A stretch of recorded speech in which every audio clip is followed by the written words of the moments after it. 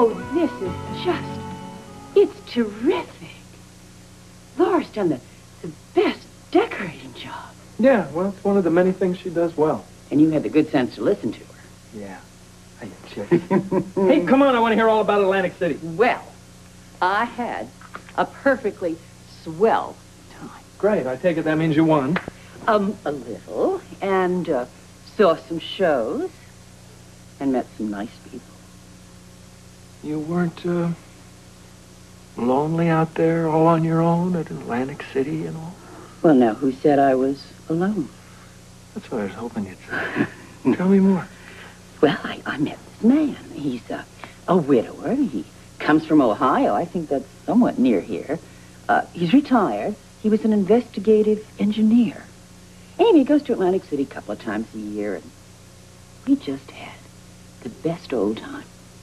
Well, that's great. Yeah, it was. Really was. Oh, what is that? That is Foster. He makes me feel very, very old. Laura and Lucky found him. Well, actually, he found them in the hospital parking lot. He convinced them he's our foster child, thus the name Foster. Foster, say hello to your Aunt Ruby. Well, how do you do, Mr. Foster? Oh, he's sweet. Oh, you were always a sucker for a con man. He just knows when to turn it on, that's all. I like him. Good, he's yours. Take him home. Yeah. Hey, pal, if you can fool Ruby, you can fool anybody. Honey, don't you listen to a word he has to say. He's just jealous. No, it's not jealousy. It's an all-out grapple for territorial domain. Well, he's got style. He's got attitude. Come on, tell me about this, Mr. Wonderful from Ohio. Well, first, before Laura gets back, I want to hear about Frank Smith and how all that's going. It's fine. It's fine. It's not as fine as I'm telling Laura, but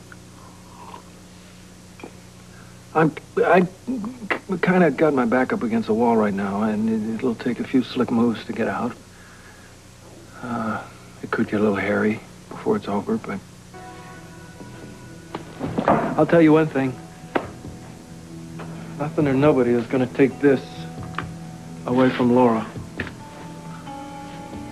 Or Lucky. Or me.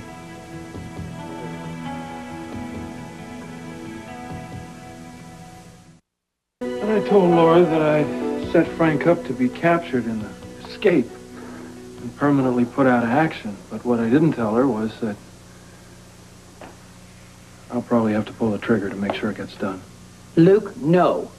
Now, we've been through all of this before. It's too dangerous. It's murder one if you get caught. Now, there has to be another way, a better way. Ruby, I'm at the end of my rope, and the time is right. It's now or never. Honey, Hi, sweetheart.